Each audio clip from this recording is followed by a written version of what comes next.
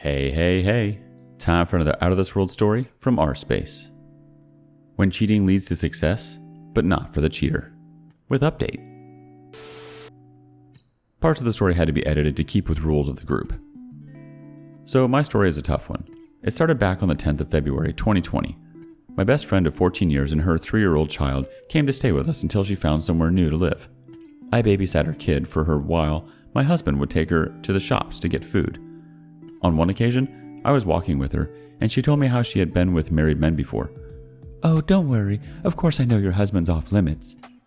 Everything was okay for a week, then I noticed something weird. He and her would often go into the kitchen alone, leaving me to babysit her son or watch TV by myself. I never believed anything was really happening, but I did start to wonder. It was odd behavior, though I just figured I was being jealous at the attention he seemed to be giving her. They did, after all, have a little more in common, but I just dismissed this. My husband and I had been together for 9.5 years, married 3 years this May. One night, I walked into the kitchen and they both just suddenly pulled apart from one another. I thought it was weird and told a friend about it, who agreed that it was very odd behavior. My husband told me he was just grabbing a fork for the pineapple he was eating, and being the ever-devoted loving wife, I believed him. He was also all too eager to put horror movies on for them to watch if I just said I was considering going to bed. I don't watch horror films as I get nightmares easily. My best friend, whom I gave a place to live and brought food for, would surely never do anything like that to me. We were too close, and honestly, I didn't think my loyal, wonderful, loving husband would ever do it either. Life between us was great. Then, the 22nd of February rolled in. My husband tells me he didn't love me anymore. He said he hadn't loved me since before we got married and continued to say things like, "Because of your autism, you'll never change, and I just can't put up with that anymore." And he even told me that he feels we have nothing at all in common. So after several hours of talking, I leave the house, devastated that my marriage was now over and I had no idea there was a problem between us. I called up a marriage counseling service after asking my husband if he would be interested in trying it. He agreed. A few days pass. I'm still hopeful we can fix our relationship and get things back on track. I popped back to my house to pick up a few items. I hadn't told him I was coming because it was my house and I didn't think it would matter. As I walked up the path, I saw someone run upstairs. I thought nothing to it at the time. When I opened the door, my BFF's child came to greet me, happy to see me and wanting me to play with his sticker book like I had been before I left. My husband stood there, a stony expression on his face. He wouldn't let me near him, just pushed me away when I tried to hug him. So I left, feeling rather defeated. A full week and about 3 days passed when I finally asked my husband if he and her had gotten together. Here's the texts that follow. "Hey, are conspiracy theories flying a lot because of what you and BFF are doing? Have you cheated on me with her? I will believe you if you say you haven't because I know you wouldn't do that. But are you to an item?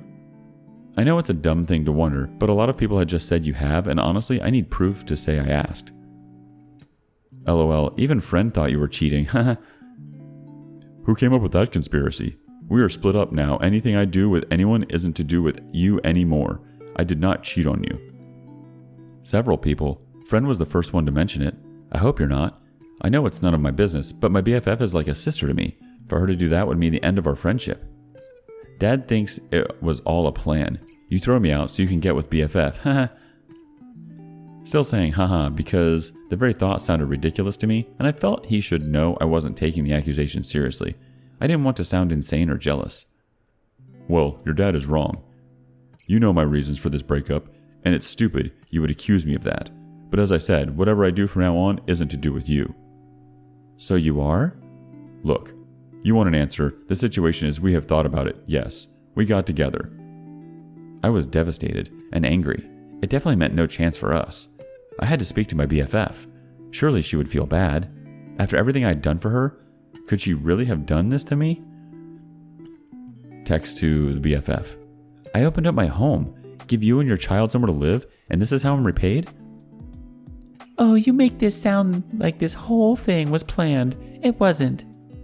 "So that makes you get together with my husband? Okay, does it?" "Technically, you two have split up." "I can't believe you would betray me like this. I just can't." "I don't care. There's things you don't do, BFF, and that's one of them. You stabbed me in the back." "I'm not pushing blame, but it takes two people. Yes, I shouldn't have done it. No, I'm not proud of what I've done, and yes, I've been worried sick about telling you. I know I've lost you as a friend, and other friends too, and that's really terrible, and I really don't blame you for not wanting to talk to me ever again, to be frank. I really am grateful for how much you have helped me over the years, especially now, and thank you, and you certainly didn't deserve this at all. Not gonna cut it, but I'm really sorry." I honestly believe she only apologized because she was caught out. Later that day, I was told that they had started a relationship 2 days after I left the house. I was angry. I hated them both, and she certainly owed me far more than before. Something people said a lot was that I should kick them out and take back my home, but I'm too nice and they both had nowhere else to go. I wasn't going to send them to the streets. The house she was scheduled to move to was a better location for me personally. I suffer from anxiety and agoraphobia, so leaving the house from where I live is very difficult for me. That coupled with not being able to drive is even harder. So I asked my BFF if she could keep my house and I take hers. My house is in a better location for her, and since she doesn't have any problems leaving my house to go out places, it would be better for her than me. It was also a much better location for schools as there is plenty of choice, and not to mention that her house wouldn't be ready for a few months. She also wouldn't need to decorate. But she said no. I begged her, reminded her of all the things I had done for her, of the fact I gave her somewhere to live, and she stole my husband in return. Back to text messages. "BFF, would you help me, please? I've always been there when you've needed me. Please just return the favor. After everything I've done for you, you owe me. Please, BFF, I'm begging, please." "That's my house." "Please, BFF, I gave you my home when you had nowhere else to go. I lost a lot for you. Please, I helped you when you needed it most. I babysat your child while I was there. I was a shoulder for you. Please, I gave you my house. Can you return the favor? Please, BFF, I'm begging you." "I'm not giving up that house. Your house is not suitable for our needs. My house was literally built for families to live in. I did you a huge favor and lost a lot for you. Well, it can be suitable for you. Besides, child will grow. Can you at least maybe try and find somewhere else downtown? BFF, it isn't you who is homeless right now. I could have demanded you leave after you stabbed me in the back for all the good I did. Please." "I'm sure my husband will be more than happy to help you get the house into the shape you want. I'm desperate. You're not trapped like I am." The messages go on. Frankly, at the time, I knew she would never say yes, but I felt I should point out my entire argument and also felt that it would show just how ungrateful and nasty she truly was. She continued to slag off my house in ways that don't even make sense, saying it wasn't suitable for a child despite the fact that the house is in amazing condition. There is literally nothing wrong with the house whatsoever. She even made fun of the fact that I can't leave the house. I was stuck. I couldn't go home as my husband told me it wouldn't be fair to the child to be in a tense place, so I had to stay with my parents. 2nd of March. My husband wanted to meet me. I forget the exact reason, but I was icy to him. I wasn't going to show any mercy, and I definitely didn't plan on taking him back either. But as we sat in the car talking, he began to sob. This is a man who never cries. He sobbed into my arm and said how much he wanted our lives to go back to normal, how much he regretted getting with my BFF and really wanted us to be on good terms, how he missed me and couldn't sleep knowing I wasn't in his life anymore. So, I chose to give him another chance. I didn't make that choice lightly, however. I knew I had to keep my guard up. He agreed to get himself tested to prove himself to me. He went straight home, broke up with BFF, and stayed at his mother's house for 2 days while my BFF got her stuff together and left for her new home, which was nowhere near ready for her and her young child to safely live in. That night, while I had planned not to, we ended up getting together. That week was both good and bad. I did start to love him again, and I spent a lot of time reassuring him that we were okay and that I knew that we could make it. He would just smile, just say he hoped so. But he told me on one occasion he still had feelings for BFF. He spent the whole week telling me he loved me, he wanted me, he chose me, and that he really, really wanted our relationship to work. But he felt bad that he hadn't given our relationship a chance to fix itself, and I believed him. I proved a lot to him, that I could change for him. I spent the week making sure he knew that. But of course, it ended, 16th of March. I came home and he was acting weird. I asked him what was wrong, and he told me then, not texts. "I have something I should probably tell you, but I don't think you'll like it." "Well, you've said that now. Might as well tell me what it is." "Well, me and BFF were seeing each other before we split up. She was actually with me while you slept." I shouldn't have been, but I was shocked and angry. I felt he used me after letting him back into my life. I started to cry, though I was holding it back as best I could. Something inside me snapped. In a fit of rage, I kicked a box as hard as I could and broke my toe. I ran upstairs and checked my foot. My husband followed and then brought me back down to put peas on my toes. He then told me that he and her had been texting the whole week about how much they loved one another. More was said, but but I can't remember the entire conversation. But I do remember that he told me, "Well, you wanted me to stay for 1 week to help settle things, and that's what you got." I realized then that he had no intention of being with me at all and was just using me for a bit to stay until BFF's house was ready. I stormed to the kitchen and deleted her number off of his phone. I texted her telling her off, calling her a name and telling her to never talk to either of us again. Then I came back to him angry. I was hurt and I honestly just wanted to hit him, but I'm not a violent person. I sat down quietly while he went upstairs and started packing his things, telling me he was going to move in with her. The rage built up inside of me. I went upstairs, picked up a photo of us together, and screamed at him. "Isn't this a lovely picture? Pity it meant nothing to you." I threw it hard to the ground. The frame broke, but the picture and glass was okay. He got angry and started coming towards me, telling me off for being so immature. He storms past me and I follow, picking up another photo. "Oh, and this one, just after we finished our wedding dance practice. And this, where you're making the flowers for our wedding cake?" When I dropped that to the ground, it shattered to pieces, oddly reminiscent of my heart and how his nasty words had made me snap. I felt so used and worthless. I just kept screaming at him. "How dare you do this to me again, you evil jerk!" I can't use the real words on here. I don't like to swear. He really did make me flip. After I calmed, I spoke to his mother and she supported me, angry that he was doing this. She brought him up better than that. So now it's the 18th. I had a message from him saying I was one step from being an abusive wife. I never once laid a finger on him or even tried to. Frankly, it is laughable because he has hit me in the past and I've never been violent like that in my life. Due to my ADHD, I've had anger problems in the past, but it never led to violence.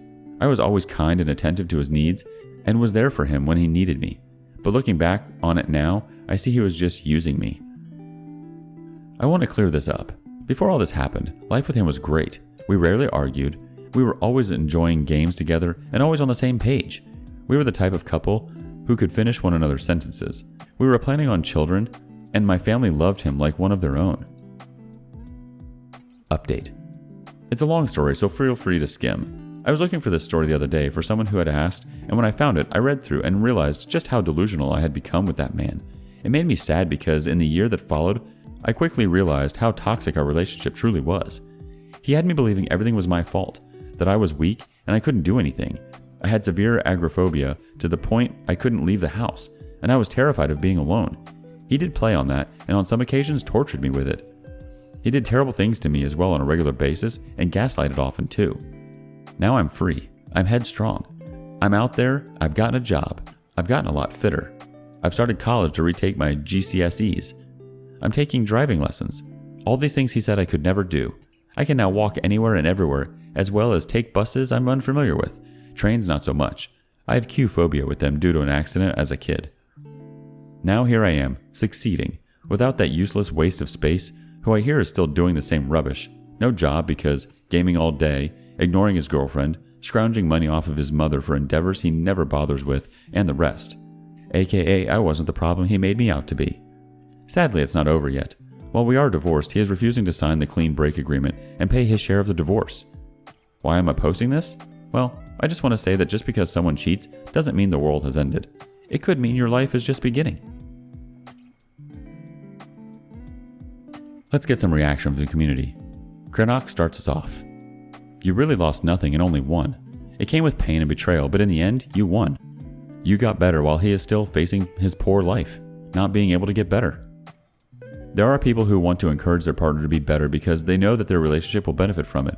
And then there are people like your ex, who want to drag their partner down with them because they are afraid that their partner might realize that they are not doing them any good. Good thing is, this is now the problem of your ex-BFF and no longer yours. Go on like you are currently doing and be proud of yourself. Haunting Row 3961 says, "You rock. Read through your backstory and I am so thrilled for you. An award for design, tackling your acrophobia, huge win, getting a job, getting back to education. Wow, in a short span of time you have just aced so many things. As soon as the dead weights were off, you have just taken off, onward and upward. Truly impressed. Wishing you more successes in life." Okay, on to the next story. Wife left me for friend, then regretted her decision. Once upon a time, there lived a young couple, Shin and He. They were college sweethearts and got married a few years after graduation. Like most couples, They had their ups and downs, but were happy in general. They moved from state to state to enhance their jobs and careers. One day, they ended up working for the same company. Like most young couples, Shin and he enjoyed doing things together. They had many common friends, and one of them was Micah. One day, Micah divorced. He felt sorry for him. She asked Shin if Micah could hang around with them to ease the pain of loneliness of the divorce. Shin agreed. Micah often came over for dinner and spent weekends at their apartment. Not only did they see each other at work, they went hiking, traveled, attended concerts, and did many things together. One Christmas, the couple flew to visit their parents and even brought Micah along. This went on for about a year until Shin found a new job. Shin was consumed with the new job as it demanded a lot of attention. As a result, he couldn't participate in many of the social activities with he and Micah. As this went on, he and Micah became nearly inseparable. Some people at work often mistook that they were lovers. Whenever they were not physically together, they would be on the phone quietly whispering. They often went out to dinner, then movies, and attended parties without Shin. This went on for about a year. Then he asked Shin if she could have even more freedom to do things with Micah. She wanted to travel and explore the world with Micah. In response to his wife's request, Shin quietly moved out so he could pursue her new interest, though they were technically still husband and wife. A few months later, he lost her job. She found a new one, but in a different state, and had to move there. Shin eventually found a new girlfriend and filed for a divorce. He wanted to come back to Shin. She said she didn't love Micah, and he was only a friend, and it was Shin whom she loved. But Shin was determined to sever the tie. He was going through what Micah was a couple years prior. Micah found a new job with the same company that he was working for and moved there. They became co-workers and again lived in the same city and state while the divorce was being finalized. According to he, Micah was trying to console her the same way she did him. A few months later, the divorce was finalized. He got sick and was unable to work. Micah was always there consoling her. After a couple years, Micah proposed to he and wanted to marry her to assist her through sickness and distress and support her financially. He reluctantly agreed because she knew Shin would never come back, but she still loved him. Micah said, "I know you still love Shin, but I love you nevertheless." He found consolation and comfort in his words and companionship. Shin married his new girlfriend and moved on. Is it a happy love story ending for he and Micah? Yes, he and Micah are right for each other. No, he and Shin should remain married. Micah is the hero and Shin is the villain. The hero always gets the girl. The friendship and bond between he and Micah is beautiful. Shin was right to move on. Micah had ulterior motives. Shin should have never let Micah move into the relationship. On to the next story. I don't know what to believe and I need help. My girlfriend went to visit one of her girlfriends in college this weekend, and she's been ghosting me the whole week prior and while she was there. She was getting shit-faced drunk every day and night she was there. Yesterday, I got a terrible phone call from her while I was at work, telling me she had been raped, and I immediately started sobbing. I'm being as supportive and attentive as I can to her, and I feel terrible. The night it happened, there was a game that day, and everyone went to the bars after the game. Her girlfriend was with her at the time, but had left her to go have sex with other men that previous nights. She was practically stranded in a town she wasn't familiar with by herself. She was still at the string of bars, and I know this because I was tracking her out of my worry for her. She wasn't responding to any of my texts, but she was still on her phone. She replied maybe once that night, and I responded with a picture. Got no reply. She eventually responds with a picture of her smiling in a car while seeming to be looking at someone. This was at 5 a.m., and I had just gotten off of work. I was thinking, why is she still up? Is she okay? And that was the end of that. I don't know what to believe, and it's a really hard situation for me because I can't get any answers. I undoubtedly believe that she was raped, and I feel absolutely horrid, but nobody dragged her into a car unwillingly to take her to this house. She had to have made a decision to leave the bars with someone. I'm stuck. I don't know if she had the intent of cheating, and it went farther than she intended it to go. I need advice because this is something that I've never dealt with before, and I can't talk to her about it because it's such a sensitive topic. I just have a gut feeling that something is wrong and something isn't adding up. Okay, let's check in with some reactions. Admirable Ad 801 says, "Buddy, it's easy. She was raped. You support her. You tell her to open a criminal case. She will be sent for a medical exam as well as DNA tested for male semen. If she continues through with the case, you support her. It remains her choice. If she does not want to open a case, the opposite may be needing a look at.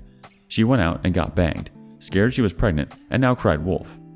If she does make a case, she will need your support. Rape victims go through hell in the stand testifying. The whole night and all her actions will be scrutinized to the finest detail. He will probably use the defense if it was consensual. The ghosting in photos with others while friends out of others, it gives off a wrong vibe. Be careful how you handle this. But she ghosts you. Then after, her decisions led her here. Then only she phones you. Tread carefully. If this is a cry wolf, it will come out in the trial. If this was a rape, you will find that out as well. Just look after yourself in this. Remain objective and supportive. Ensure she gets counseling. You should also attend counseling. There are support groups for rape victim family. They teach you how to support the rape victim. Just let her talk. If a rape, you will know. If a cheating, you will also know. In most countries, you can get life imprisonment. If the person who raped her finds out, he will probably try to get his version out as quickly as possible. Fact will take on its form. Just be supportive now till you know more. Our next comment comes from Unlucky Process 9062. Still odd she was ghosting you non-stop, not responding and just acting differently towards you.